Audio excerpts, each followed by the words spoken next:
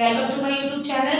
आज मैं आपको एनसीईआरटी बुक से मैथ्स का क्लास 8 का चैप्टर 7 एक्सरसाइज 7.1 से क्वेश्चन नंबर 5 कराऊंगी। देखिए क्वेश्चन नंबर 5 है क्या, इफ चमेली had ₹600 left after spending 75% of her money. इस क्वेश्चन में आपको दिया है कि अगर चमेली के पास 600 रुपए बचते हैं आफ्टर स्पेंडिंग 75%, अगर वो अपने टोटल अमाउंट का 75% खर्च कर लेती है तो उसके पास बचते हैं 600 रुपीज। ठीक है, तो आपको बताना है how much did she have in the beginning, कि उसके पास में स्टार्टिंग में बिगनिंग अमाउंट क्या था। तो देखिए कैसे करते हैं इसको। देखिए यहाँ पर हमें बिगनिंग अमाउंट नहीं दिया हुआ है, बस हमें ये पता है कि उसने खर्च कर लिया है इतना और उसके पास अब इतने रुपीज बच गए हैं। तो हम कैसे करेंगे, हमें बिगनिंग अमाउंट नहीं दिया है तो हम लेट कर लेंगे। ठीक है, let the amount Chameli had is equal to X. ठीक है, हम एक्स मान लेते हैं कि उसके पास में बिगनिंग में एक्स अमाउंट था। ठीक है, अब आगे क्या करेंगे, अब ये देखिए आफ्टर स्पेंडिंग, ये लिखेंगे आफ्टर स्पेंडिंग,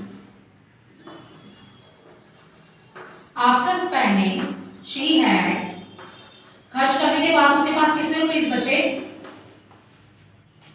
यहां बचे हैं उसके पास ₹600। ठीक है, अब कोई भी अमाउंट जो है वो अपने आप में 100% है, 100% है तभी तो उसने खर्च कर लिया 75%। ठीक है, तो मैं यही लिखूंगी कि कोई भी अमाउंट मैं मतलब कोई भी जो रकम आपको दी हुई है, कोई भी अमाउंट आपको दिया हुआ है वो है टोटल 100%, उसमें से चमेली ने खर्च कर लिए हैं 75%। ठीक है, तो अब 100 में से 75% माइनस कर देंगे तो हमारे पास बच जाएगा 25%। ठीक है, अब ये 25% हमारे पास में बच गया है। ठीक है, ये 25% आपको यहाँ रुपीज में दिया हुआ है।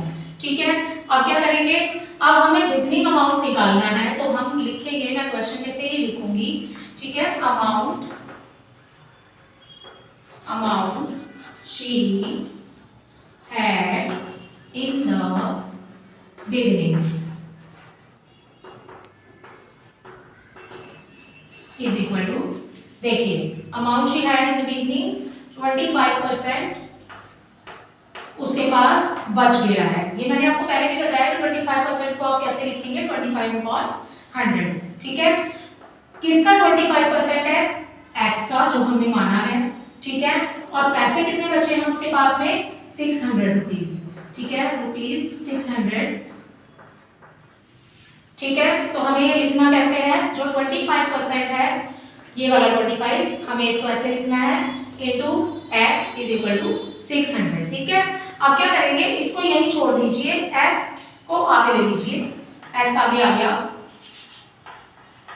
ठीक है, अब क्या करेंगे 600, मैंने आपको पहले भी बताया है कि जब ये वाला नंबर इक्वल के बाद जाएगा तो ये उल्टा हो जाएगा। ठीक है, तो 100 ऊपर आ गया, 25 नीचे आ गया।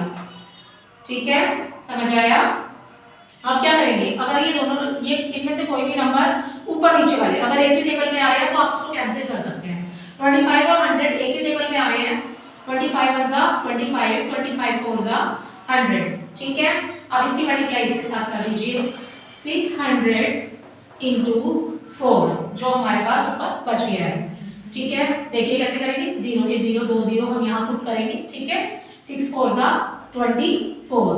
ठीक, तो ये हो गया हमारा अमाउंट कि उसके पास में पहले कितने पैसे थे बिगनिंग में 2400। ठीक है, तो यही आपका आंसर है। आई होप ये क्वेश्चन आपको समझ आ गया होगा।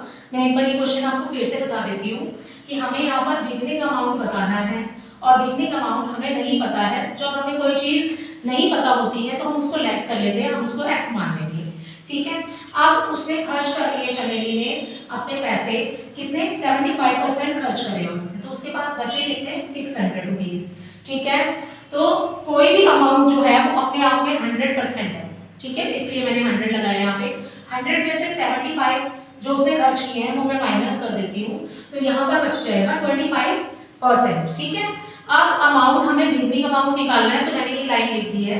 उसके बाद हमारे पास बचा क्या है, 25%। किसका बचा है, x का, इक्वल आ जाएगा, कितना बचा है, 600।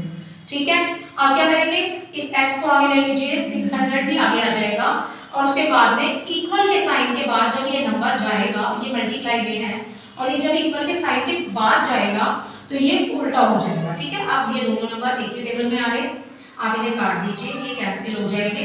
उसके बाद में मल्टीप्लाई इसके साथ कर दीजिए, बिगनिंग अमाउंट आपके पास आ जाएगा 2400। ठीक है, थैंक यू।